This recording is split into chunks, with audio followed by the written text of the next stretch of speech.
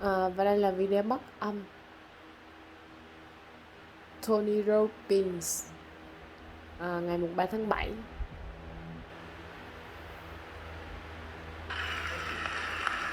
I have to tell you, I'm both challenged and excited. My excitement is I get a chance to give something back. My challenge is the shortest seminar usually goes 50 hours. I'm not exaggerating. I do weekends, and when I do more than that. Obviously, coach people, but I'm into immersion because how do you learn language? You didn't learn it by just learning principles. You got in it, and you did it so often that it became real. And the bottom line of why I'm here, besides being crazy mofo, is that I'm really in a position. I'm not here to motivate you, obviously. You don't need that. And a lot of times that's what people think I do. And it's the furthest thing from it. What happens, though, is people say to me, well, I don't need any motivation. And I say, well, that's interesting. That's not what I do. I'm the why guy. I don't know why you do what you do. What is your motive for action? What is it that drives you in your life today? Not 10 years ago, or are you running the same patterns? Because I believe that the invisible force of internal drive activated is the most important thing in the world. I'm here because I believe emotion is the force of life. All of us here have great minds. Most of us here have great minds. I don't know if I'm in the category, but we all know how to think. With our minds, we can rationalize anything, we can make anything happen. We can, I agree with what was described a few days ago about this idea that people work in their self-interest, but we all know that that's bullshit at times. You don't work in your self-interest all the time. Because when emotion comes into it, the wiring changes in the way it functions. And so it's wonderful for us to think intellectually about how the life of the world is, and especially those who are very smart. We can play this game in our head, but I really want to know what's driving you. And what I'd like to maybe invite you to do by the end of this talk is explore where you are today for two reasons. One, so that you can contribute more. And two, so that hopefully we can not just understand other people more, but maybe appreciate them more, and create the kinds of connections that can stop some of the challenges that we face in our society today. They're only going to get magnified by the very technology that's connecting us, because it's making us intersect. And that intersection doesn't always create the view of everybody now understands everybody and everybody appreciates everybody. So I've had an obsession basically for 30 years. And that obsession has been what makes the difference in the quality of people's lives. What makes a difference in their performance, because that's what I got hired to do. I got to produce the result now. That's what I've done for 30 years. I get the phone call when the athlete is burning down on national television, and they were ahead by 5 strokes, and now they can't get back on the course. And I got to do something right now to get the result, and nothing matters. I get the phone call when the child is going to commit suicide, and I got to do something right now. And in 29 years, I'm very grateful to tell you I've never lost one in 29 years. Doesn't mean I won't someday, but I haven't done it. And the reason is an understanding of these human needs that I want to talk to you about. So when I get those calls about performance, that's one thing. Like, how do you make a change? But also, I'm looking to see what is it that's shaping that person's ability to contribute, to do something beyond themselves. So maybe the real question is, I look at life and say there's 2 master lessons. One is there's the science of achievement, which almost everyone in this room has mastered to an amazing extent. That's how do you take the invisible and make it visible, right? How do you take what you dream about and make it happen? Whether it's your business, your contribution to society, money, whatever it is for you, your body, your family. But the other lesson of life is rarely mastered is the art of fulfillment. Because science is easy, right? We know the rules. You write the code, you follow those, and you get the result. Once you know the game, you just you up the ante, don't you? But when it comes to fulfillment, that's an art. And the reason is it's about appreciation, it's about contribution. You can only feel so much by yourself.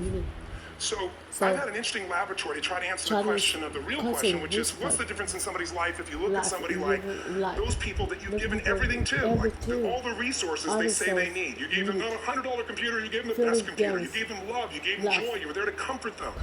And those people very often, and you know some of them I'm sure, end up the rest of their life with all this love, education, money, and background, spending their life going in and out of rehab. And then you meet people that have been through ultimate pain. Psychologically, sexually, spiritually, emotionally abused, and not always, but often they become some of the people that contribute the most to society. So the question we got to ask ourselves really is, what is it? What is it that shapes us? And we live in a therapy culture. Most of us don't do that, but the culture is a therapy culture. And what I mean by that is the mindset that we are our past. And everybody in this room, you wouldn't be in this room if you bought that theory, but most of society thinks biography is destiny. The past equals the future. And of course it does if you live there. But what people in this room know, and what we have to remind ourselves of, is you can know something intellectually, you can know what to do and then not use it, not apply it. So really what we got to remind ourselves is decision is the ultimate power. That's what it really is. Now, when you ask people, have you failed to achieve something? How many have ever failed to achieve something significant in your life? Say, I. Thanks for the interaction on a high level there. But if you ask people, why didn't you achieve something? Somebody who's working for you, or a partner, or even yourself, you failed to achieve a goal. What's the reason people say they failed to achieve? What do they tell you?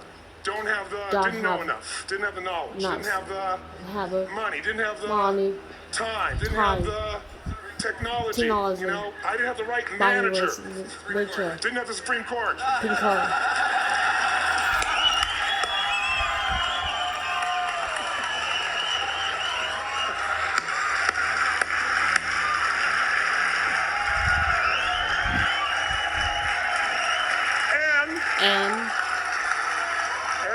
And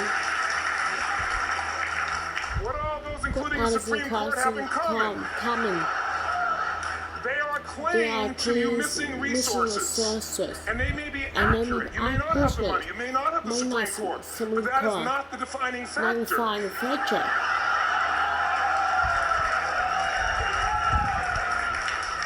And you correct me if I'm wrong. The defining factor is never resources, it's resourcefulness. And what I mean specifically, rather than just some phrase, is if you have emotion, human emotion, something that I experienced from you day before yesterday at a level that is as profound as I've ever experienced, and if you communicated with that emotion, I believe you would have beat his ass and won.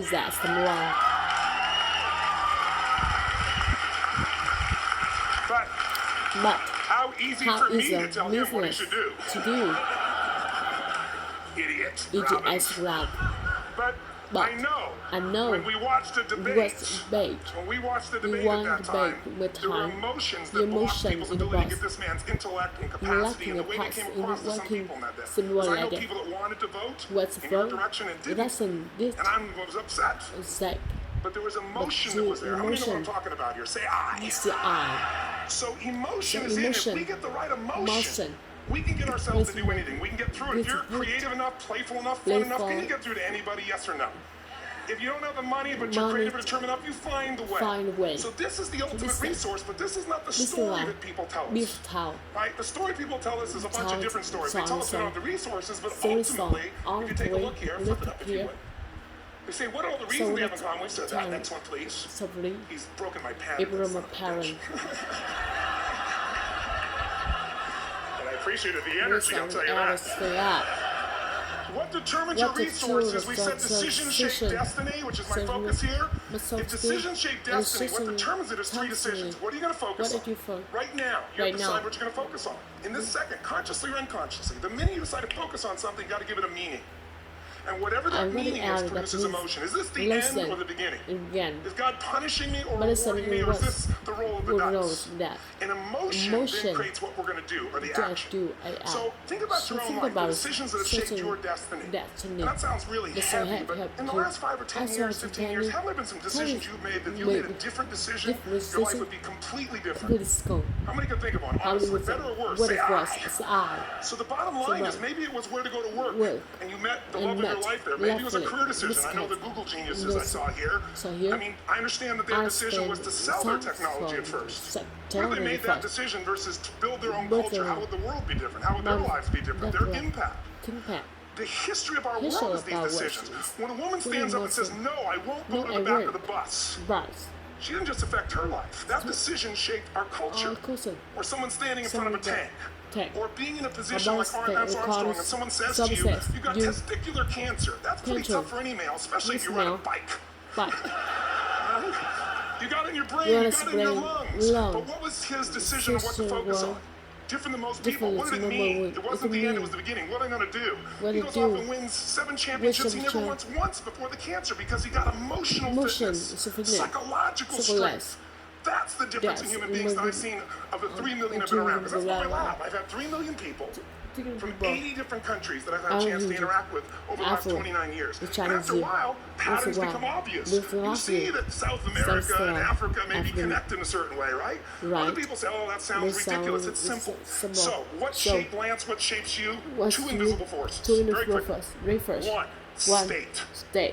We all have had times. Have you had a time you did something and after you did it, you thought to yourself, I can't believe I said that. I can't believe I did that. That was so stupid. Who's been there? Say I. Have you ever done something after you do it, you go, that was me. That's me. Right? It wasn't your ability, it was your state. Your today. model of the Your world is what model shapes you long is term. trong long Your term. model of the world is the filter. Future. That's what's shaping us. That's what makes people make decisions. We So want to influence somebody. We gotta know what we already will influences them. answer. And it's made up of three It's parts, made I believe. First, firstly, what's your first, target? What are you after? Which at. I believe it's After not your the desires. You can use your desires. desires and goals. Your How many ever goals got a goal go- and desire and thought, desire and thought. is this all there is? How many been there? Say aye. Say I. So it's needs we So have. it's I believe there are how. 6 human needs. Second, Second, once you know what the target that's What driving you is, target? and then you uncover it for Cover the it. truth. You don't The form it, you truth, uncover it. you cover Then you it. find out what's your map. What's the map? belief systems that are telling you how to get those have needs. got. Some people think the way to Some get those people- needs is destroy the world. Some Some people is to world. build something, Build create something. something, love Do something. something. And That's then why. there's the fuel you pick. What So you very pick. quickly, 6 needs. Let me tell you what they are. Quickly. First one, certainty. First one. Now these are not goals or desires. These are universal. Desire. Everyone needs certainty that they can avoid pain and Avoid please be pain. comfortable. Avoid Now how do you pain. get it? Control everybody, Control develop a everybody. skill, give up, smoke a cigarette. Smoke a cigarette. And if you got totally certain, ironically, even though we all Certain. need that, like you're not Need certain that. about your health or your Health, children or your or suffering, money, or you don't money. think about much. You're not Think sure the about ceiling's going to hold up. thinking You don't about- listen to any speaker. So they can bake. But while we go for certainty differently, if we get total certainty, total. we get what? What do you You feel if you're are certain? You fine. know You what's feel. going to happen, when it's going to happen, how it's going to happen. What would you feel?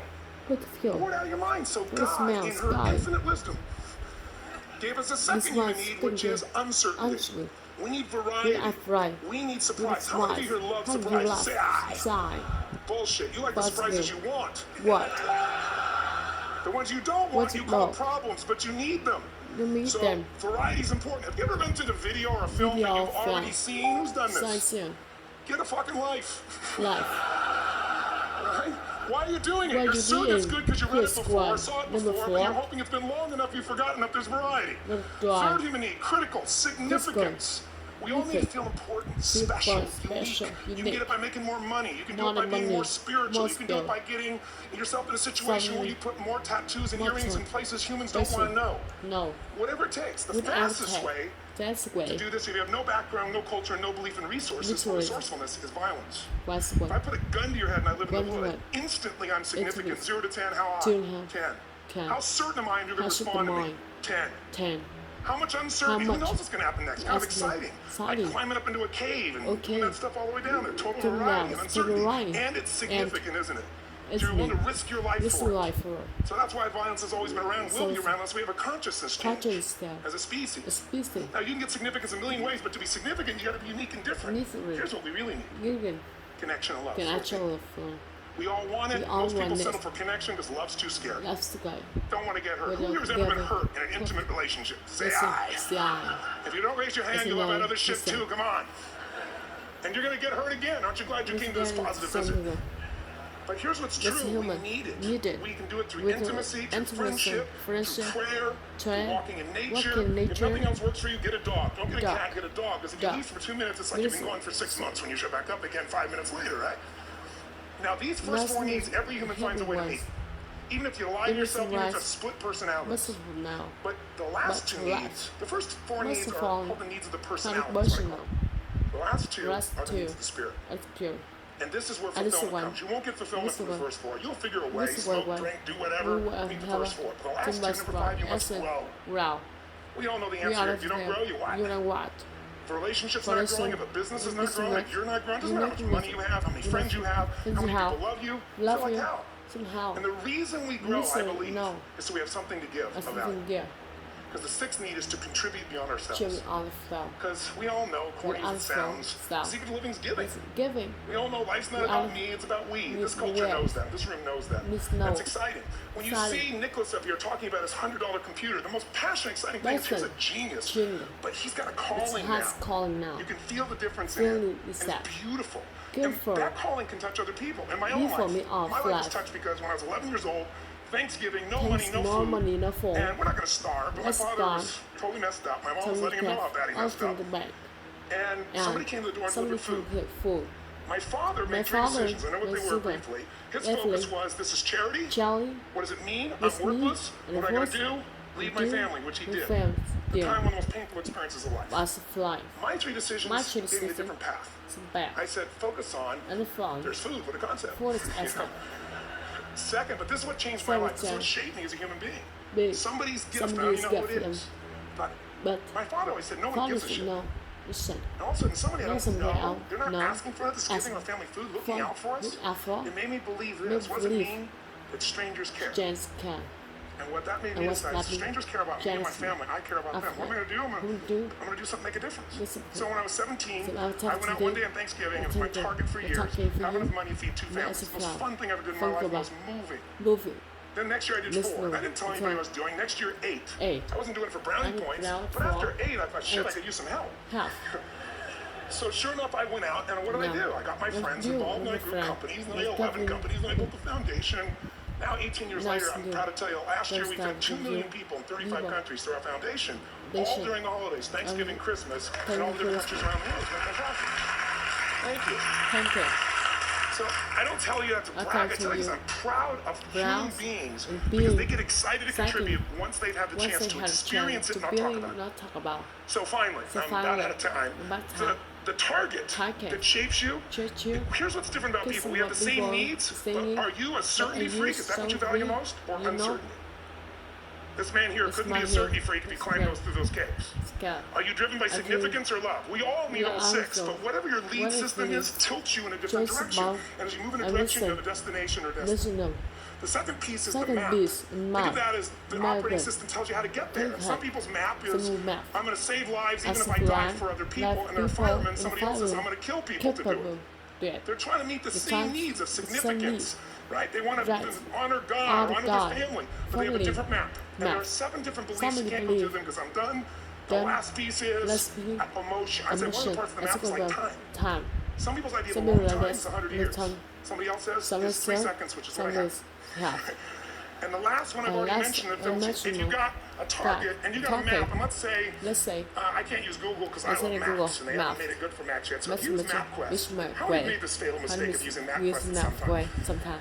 You use this thing and you don't get there. Well, imagine if your beliefs guarantee you can never get to where you want to go.